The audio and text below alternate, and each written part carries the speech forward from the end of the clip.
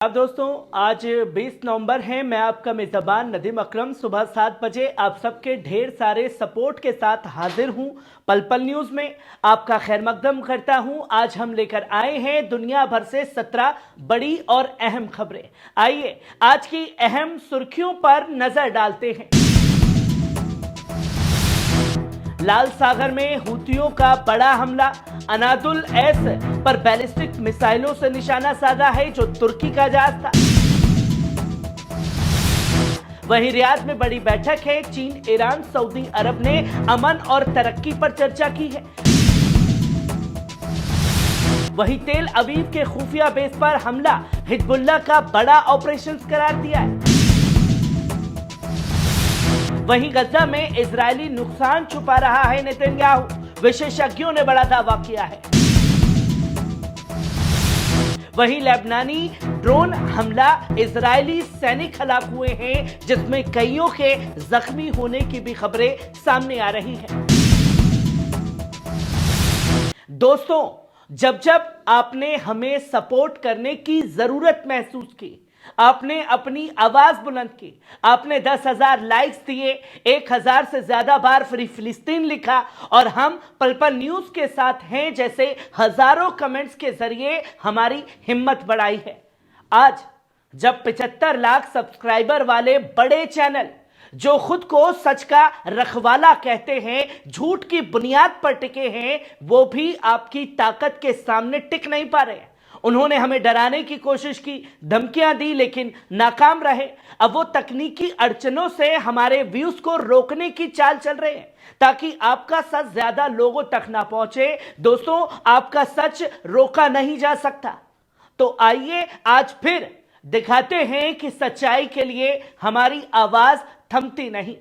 इस पोस्ट को लाइक जरूर करें, कम से कम 5,500 लोग कमेंट करें, हम पल पल न्यूज के साथ हैं, और अपने दोस्तों के साथ इस वीडियो को जरूर शेयर करें।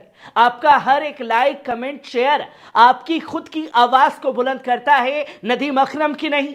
वही बढ़ते हैं पहली खबर की तरफ, जहां लाल सागर में अनादुल एस से बैलिस्टिक नेवल मिसाइलों से निशाना बनाया गया है। इजराइल से जुड़ाव का आरोप है तुर्की के ऊपर। यमनी हूतियों ने मंगलवार को ऐलान किया कि उन्होंने लाल सागर में एक कार्गो जहाज पर हमला किया। हूती प्रवक्ता याह्या सारी ने कहा कि उन्होंने अनादुल एस पर मुनासिब बैलिस्टिक और नेवल मिसाइलों का इस्तेमाल करके ऑपरेशंस किया। उन्होंने दावा किया कि हमला सटीक और असरदार था। हालांकि बहरीन आधारित कंबाइंड टास्क फोर्स ने बताया कि रविवार और सोमवार को जहाज के पास 2 मिसाइलें गिरी, लेकिन किसी नुकसान की सूचना नहीं मिली। सोमवार को जहाज को उत्तर की ओर रास्ता बदलने का आदेश दिया गया, लेकिन जहाज ने आदेश के तामील नहीं की और अपने रास्ते पर चलता रहा। सीटीएफ के ज्वाइंट मैरीटाइम इंफॉर्मेशन सेंटर ने बताया कि एक मिसाइल जहाज के पीछे की और 3 मीटर की दूरी पर गिरी, जबकि दूसरी मिसाइल एक नॉटिकल मील दूर पर गिरी, लेकिन कोई नुकसान नहीं हुआ। जहाज और उसका क्रू सुरक्षित है और अपने अगले पोर्ट की ओर बढ़ रहा है। याह्या सारी ने बताया कि जहाज को इसलिए निशाना बनाया गया क्योंकि उसने हूती नेवल फोर्स की चेतावनी का पालन नहीं किया और जहाज की मालिक कंपनी ने फिलिस्तीन के कब्जे वाले बंदरगाहों में प्रवेश पर बैन लगाने का उल्लंघन किया है। वहीं आप दूसरी खबर अपनी स्क्रीन पर देख सकते हैं। रियाद में चीन सऊदी अरब की बैठक, अंतर्राष्ट्रीय अमन और तरक्की पर बातचीत। आज सुबह रियाद में मैंने चीनी डिप्टी विदेश मंत्री डेंग ली से मुलाकात की और ईरान चीन के बढ़ते रिश्तों पर चर्चा की। दोनों मुल्क मिलकर न सिर्फ दुनिया के सामने मौजूद चैलेंजेस का सामना कर रहे हैं बल्कि अपने अवाम के लिए नए मौके भी पैदा कर रहे हैं। इसके बाद मैंने सऊदी अरब और चीन के वाइस मिनिस्टर अल-खुरैशी और डेंग चीन और ईरान सऊदी अरब के साथ में त्रिकोणीय कमेटी की दूसरी बैठक में हिस्सा लिया। इस बैठक में तीनों मुल्कों के बीच तमाम तरह के ताउन पर बातचीत हुई है। इन तीनों देशों ने मिलकर काम करने से न सिर्फ इलाके बल्कि पूरी दुनिया में अमन और सलामती को बरकरार रखने और तरक्की के लिए बहुत कुछ किया जा सकता है। वहीं आप तीसरी खबर अपनी स्क्रीन पर देख सकते हैं। तेल अवीव के पास इजरायली खुफिया बेस पर हिजबुल्लाह का मिसाइल हमला, 17 बड़े ऑपरेशंस के जरिए कार्रवाई दी गई है। वहीं लेबनानी मज़ाहमत तहरीक हिजबुल्लाह ने दावा किया है कि उसने इजराइल के 8200 मिलिट्री इंटेलिजेंस यूनिट्स के हेडक्वार्टर गिलेड पोस्ट को मिसाइलों से निशाना बनाया। मंगलवार को जारी बयान में हिजबुल्लाह ने कहा कि इजरायली फौजियों को 4 जगहों पर निशाना बनाया गया है, जिनमें लेबनानी गांव ख्याम के करीब के इलाके भी शामिल हैं। सुबह से ही हिजबुल्लाह ने इजरायली मिलिट्री पोजीशंस, बस्तियों और फौजियों पर 17 बड़े ऑपरेशंस को अंजाम दिया। वहीं सितंबर के आखिर में इजराइल ने लिबनान पर जमीनी हमला किया और जबरदस्त हवाई अभियान शुरू किया, जो हिजबुल्लाह के साथ बॉर्डर पर साल भर चली झड़पों के बाद तेज हुआ है। हिजबुल्लाह ने कहा है कि उसकी जवाबी कार्रवाई जब तक जारी रहेगी जब तक इजरायली निजाम गजा और लिबनान में अपनी जानलेवा ज्यादतियां नहीं रोक देता। वहीं आप चौथी खबर अपनी स्क्रीन पर देख सकते हैं कि ईरान पर बेबुनियाद इल्जाम और ब्रिटेन की दोहरी नीति, हथियार सप्लाई में इंसानी हुकूक की अनदेखी। यूरोपियन यूनियन और ब्रिटेन ने बिना कोई सबूत पेश किए ईरान पर रूस को बैलिस्टिक मिसाइल सप्लाई करने का इल्जाम लगाया है और हमारी एयरलाइंस और शिपिंग पर पाबंदियां लगाई हैं। दूसरी तरफ ब्रिटिश मीडिया ने आज अदालत में पेश किए गए दस्तावेजों के आधार पर खुलासा किया कि ब्रिटेन ये जानते हुए भी उसके हथियार और F-35 के पुर्जे इजराइल द्वारा अंतर्राष्ट्रीय इंसानी कानूनों की संगीन खिलाफ वर्जियों में इस्तेमाल हो रहे हैं। इन हथियारों की सप्लाई जारी रखे हुए ब्रिटेन का जस्टिफिकेशन अमेरिका और नाटो के साथ रिश्ते बनाए रखना, ये मुतअद्दा रवैया और दोहरी नीति और इंसानी हुकूक के प्रति उनकी जिम्मेदारी से इनकार को बेनकाब करता है। वहीं आप पांचवी खबर अपनी स्क्रीन पर देख सकते हैं। गजा में इजरायली नुकसान छुपा रहा है नेतन्याहू। जी हां दोस्तों, अब उसके विशेषज्ञ ये सवाल करने लगे हैं। अरबी जबान में सैन्य स्ट्रैटेजिक विश्लेषक कर्नल करीम ने फिलिस्तीनी मीडिया से बातचीत की और कहा कि गजा पट्टी में इजरायली नुकसान की हकीकत को छुपाया जा रहा है।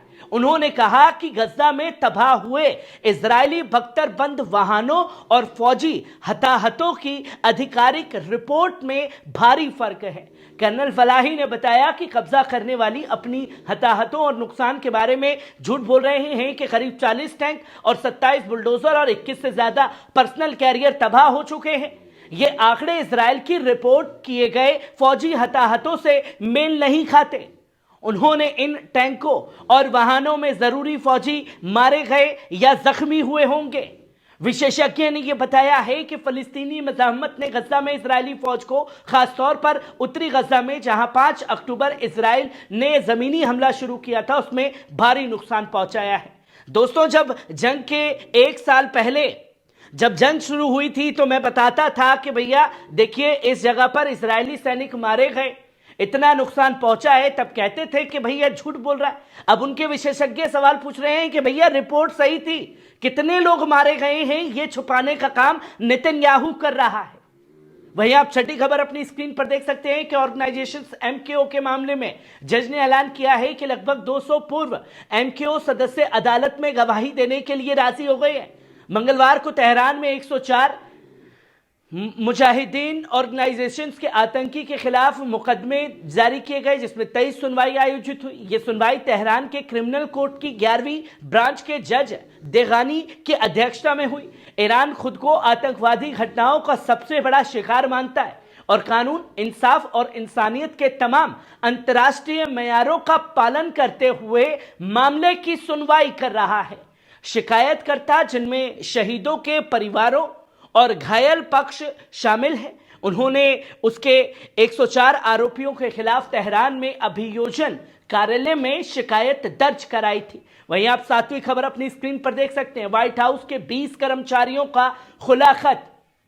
पॉलिटिको की रिपोर्ट के मुताबिक व्हाइट हाउस के कम से कम 20 कर्मचारियों ने एक खुला खत जारी किया है, जिसमें इजराइल को दी जा रही अमेरिकी सैन्य मदद को तुरंत रोकने की मांग की गई है। कर्मचारियों ने इस खत में जायोनी निजाम की लगातार हो रही हिंसा और इंसानी हुकूक की संगीन खिलाफवर्जियों पर गहरी चिंता जाहिर की है। खत में यह कहा गया है कि अमेरिका का इजराइल को दी जाने वाली सैन्य मदद गजा और अन्य फलस्तीनी इलाकों में निर्दोष लोगों की मौत और बेबुनियाद ढांचे की तबाही में योगदान दे रही है। कर्मचारियों ने लिखा है कि अमेरिकी टैक्स पेयर्स के पैसों से ऐसी कार्रवाइयों को ना तो इस्तेमाल होने देना है, नैतिक रूप से गलत है, जो अंतर्राष्ट्रीय कानून इंसानी हुकूक के मयारों के पूरी तरह से खिलाफ है। व्हाइट हाउस के कर्मचारी खुद खिलाफ है। वहीं आप 8वीं खबर अपनी स्क्रीन पर देख सकते हैं। दूसरी जेल में शिफ्ट कर दिया गया है। आत्महत्या करने की कोशिश की जा रही थी। इजरायली चैनल टीवी I-24 के आजम के प्रवक्ता अली फेडरिट, जो खुफिया जानकारी लीक करने के इल्जाम में कैद हैं, उनको आत्महत्या से बचाने के लिए दूसरी जेल में ट्रांसफर कर दिया गया है। चैनल की रिपोर्ट में बताया गया है कि फेल्डस्टीन को पहले ही गंभीर निगरानी में रखा गया है, लेकिन उनके मानसिक हालात को देखते हुए जेल प्रशासन ने यह एहतियाती कदम उठाया है कि दूसरी जगह शिफ्ट किया गया है। वहीं आप 9वीं खबर अपनी स्क्रीन पर देख सकते हैं। अमेरिका का बड़ा कदम, इजरायली कंपनियों पर पाबंदियां। अमेरिकी ट्रेंजर सोमवार ने ऐलान किया कि उसने कब्जा किए गए वेस्ट बैंक में गैरकानूनी बस्तियां बनाने में शामिल अमाना एसोसिएशन और इसकी सहायक कंपनी बिन्याने बार बार अमाना लिमिटेड पर पाबंदियां लगाई हैं। ट्रेजरी की वेबसाइट पर जारी बयान में कहा गया है कि अमेरिका वेस्ट बैंक में होने वाली हिंसा, आम नागरिकों की जरूरी सेवाएं तक पहुंचने को बाधित करने वाले कार्यों और इलाके में तनाव और संघर्ष बढ़ाने वाले कदमों का लगातार विरोध करता है। अमेरिकी ट्रेजरी के डिप्टी सेक्रेटरी वॉली एडमो ने कहा कि अमेरिका अपने सहयोगियों और पार्टनर्स के साथ मिलकर ऐसे अस्थिरता फैलाने वाले कदमों को बढ़ावा देने वाले को जिम्मेदार ठहराने के लिए प्रतिबद्ध है। यह पहली बार है जब अमेरिका ने कब्जा किए गए वेस्ट बैंक में बस्तियों की गतिविधियों में शामिल निजी इजरायली कंपनियों पर पाबंदी लगाई है। यह कदम अमेरिका की वेस्ट बैंक में गैरकानूनी बस्तियों के खिलाफ गंभीर स्थिति को भी दर्शाती है। वहीं आप 10वीं खबर अपनी स्क्रीन पर देख सकते हैं। 6 इजरायली सैनिक हलाक और 4 घायल। और लेबनान में घुसपैठ की कोशिश के दौरान गोलानी ब्रिगेड्स की 51वीं बटालियन के एक अफसर और 5 सैनिक मारे गए हैं, जबकि 4 अन्य जख्मी हुए हैं। इस्लामिक मज़ाहमत ऑपरेशंस रूम के मुताबिक IOF ने इस यूनिट को 36वीं डिवीजन का हिस्सा थी, सुबह अंधेरे में एनोती मरोन पर दाखिल होने की कोशिश कर रही थी। मज़ाहमत ने कहा कि यह यूनिट एक सुनियोजित घात में फंस गई, जिससे 3 घंटे तक भीषण मुठभेड़ हुई। इजराइल की भारी हवाई बमबारी के बावजूद मज़ाहमती लड़ाकों ने अपनी पोजीशंस बनाए रखी और IOF को अपने जख्मी और हलाक हुए सैनिकों को धुएं और तेज फायरिंग के बीच निकालने पर मजबूर कर दिया। वहीं आप 11वीं खबर अपनी स्क्रीन पर देख सकते हैं। गजा में 410वें दिन भी इजरायली जुल्म जारी। गजा पट्टी में इजरायली कब्जा लगातार नरसंहार की जंग लड़ रहा है, जो अब 410वें दिन पे दाखिल हो चुकी है। गजा स्वास्थ्य मंत्रालय ने जानकारी दी कि पिछले 24 घंटों के दौरान इजरायली फौज ने 3 बड़े कत्लेआम किए, जिनमें 50 फिलिस्तीनी शहीद हुए, 110 लोग जख्मी हुए। कई पीड़ित अब भी मलबे के नीचे फंसे हुए हैं या सड़कों पर पहुंच से बाहर हैं। मंत्रालय ने सोमवार को जारी बयान में कहा कि 7 अक्टूबर 2023 से अब तक 43,972 फिलिस्तीनी शहीद हो चुके हैं और 1,04,008 जख्मी करार दिए गए हैं। गजा में हालत दिन ब दिन बद से बदतर होते जा रहे हैं, जहां बेगुनाहों पर जुल्म और बर्बादी का सिलसिला खत्म होने का नाम नहीं ले रहा है। वहीं आप 12वीं खबर अपनी स्क्रीन पर देख सकते हैं। रूस का बड़ा दावा, 5 मिसाइलें यूक्रेन की रोकी। रूसी रक्षा मंत्रालय ने मंगलवार को बताया कि यूक्रेन में अमेरिकी निर्मित 6 ATACMS मिसाइलों से ब्रांस्टिक क्षेत्र में निशाना बनाया। यह हमला उस वक्त हुआ जब अमेरिकी राष्ट्रपति जो बाइडेन ने यूक्रेन में द्वारा अपने हथियारों का इस्तेमाल पर लगी पाबंदियों में नरमी दिखाई। यह बदलाव जंग के 1000 दिन पूरे हो जाने के मौके पर महत्वपूर्ण माना जा रहा है। यूक्रेनी सेना ने दावा किया कि उन्होंने रात भर ब्रैंस्क में हथियार गोदाम को निशाना बनाया। हालांकि इस्तेमाल किए गए हथियारों के बारे में ज्यादा जानकारी साझा नहीं की गई। यूक्रेनी जनरल स्टाफ ने बताया कि निशाना बनाए गए स्थान पर कई धमाकों की आवाजें सुनी गई हैं। वहीं आप 13वीं खबर अपनी स्क्रीन पर देख सकते हैं। जेनिन में जबरदस्त मुठभेड़, अल-कुदूस ब्रिगेड के 3 जाबाज शहीद हुए हैं। अल-अक्सा ब्रिगेड ने ड्रोन किए गए कब्जे में अल-कुदूस ब्रिगेड की जेनिन बटालियन ने बताया कि उनके लड़ाके इजरायली कब्जा फोर्सेस के खिलाफ जबरदस्त फायरिंग और विस्फोटक उपकरणों से मुकाबला कर रहे हैं और दुश्मन पर सटीक और सीधे वार कर रहे हैं। वेस्ट बैंक में खासतौर पर जेनिन कैंप के जुरात अल जहब मोहल्ले में फलिस्तीनी मज़ाहमत और इजरायली कब्जा फोर्सेस के भीषण झड़प फिर से शुरू हो गई। अल-मायदीन के संवाददाता ने बताया कि इजरायली फौज 3 शहीदों के शवों को ले जाकर पीछे हट गई। कबातिया फोर्सेस ने अल-कुदूस ब्रिगेड के 3 बहादुर लड़ाकों की शहादत पर गम का इजहार किया। इन शहीदों ने अनवर निदाल सबाने जो 25 साल के हैं, अब्दुल रहमान सादिक जो 24 साल के हैं, सुलेमान तजाजा जो 32 साल के हैं, उन्होंने अपनी बस्ती पर कब्जा करने की इजरायली कोशिशों का डटकर सामना किया। जेनिन बटालियन ने बताया कि कबातिया फोर्सेस के लड़ाकों ने अल शुहादा एक्सिस में इजरायली फौज के एक विशेष यूनिट को एक जटिल घात में फंसा लिया। उन्होंने इजरायली सैनिकों को भारी गोलीबारी और विस्फोटकों से निशाना बनाया और दुश्मन को सटीक चोट पहुंचाई है। तोबास में अल अक्सा ब्रिगेड ने ऐलान किया कि उन्होंने तमूमन कस्बे में एक इजरायली ड्रोन पर कब्जा कर लिया और उसमें संग्रहित खुफिया जानकारी हासिल की है। वहीं आप 14वीं खबर अपनी स्क्रीन पर देख सकते हैं। तेल अवीव के गिलॉट बेस पर मिसाइलों से वार। लेबनान की इस्लामिक मज़ाहमत ने खैबर सीरीज के हाई एंड ऑपरेशंस के तहत इजराइल की गिलॉट बेस पर नया हमला किया। यह बेस जो इंटेलिजेंस यूनिट 8200 का हेडक्वार्टर है, तेल अवीव के बाहरी इलाके में स्थित है और लेबनानी सीमा से 110 किलोमीटर दूर है। इस ऑपरेशंस में उच्च तकनीकी वाली मिसाइलों का इस्तेमाल किया गया है, जिससे गिलॉट बेस को निशाना बनाया गया।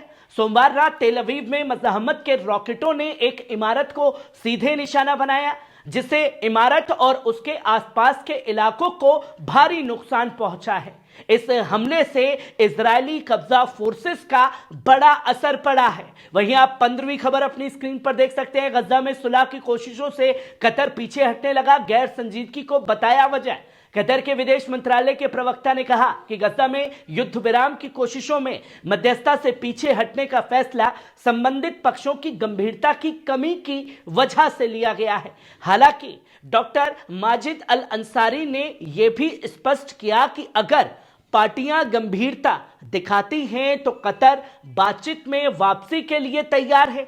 उन्होंने गजा पट्टी में युद्ध विराम और मानवीय मदद पहुंचाने की अपील पर कतर के मजबूत मौकिफ को खासतौर पर दोहराया है। वहीं आप 16वीं खबर अपनी स्क्रीन पर देख सकते हैं। अमेरिकी दूत का बयान सामने आया जंग खत्म करने को लेकर के। लेबनानी संसद के स्पीकर नबी बरी से मुलाकात के बाद आयोजित प्रेस कॉन्फ्रेंस में अमेरिकी दूत हमॉस हॉक्स्टिन ने कहा कि बातचीत जारी है और मतभेदों को खत्म करने की कोशिशें हो रही हैं। हॉक्स्टिन ने इस मुलाकात को बहुत तामीरी करार दिया और अपनी संक्षिप्त तकरीर को इस बात पर खत्म किया कि हमारे पास इस टकराव को खत्म करने का एक असली मौका मौजूद है। वहीं आप 7वीं और आखिरी खबर देख सकते हैं। लेबनान ड्रोनी हमले में इजरायली सैनिक हलाक, 4 जख्मी, एक की हालत नाजुक है। इजरायली मीडिया ने रिपोर्ट किया है कि आज सुबह लेबनान से लॉन्च किए गए ड्रोन के एक मिलिट्री साइट पर फटने से इजरायली कब्जा फोर्स का एक सैनिक मारा गया है और 4 अन्य जख्मी हुए हैं। इनमें से एक सैनिक की हालत बेहद नाजुक बताई जा रही है। इससे इजरायली मीडिया ने लेबनानी सरहद पर गंभीर घटना की जानकारी दी थी, जिसके बाद जख्मी सैनिकों को हाइफा के अस्पताल में भर्ती कराया गया है। दोस्तों, ये थी आज की बड़ी खबरें जो आपके सामने रखी। कैसी लगी कमेंट बॉक्स में आकर के अपनी राय जरूर दीजिएगा। शुक्रिया।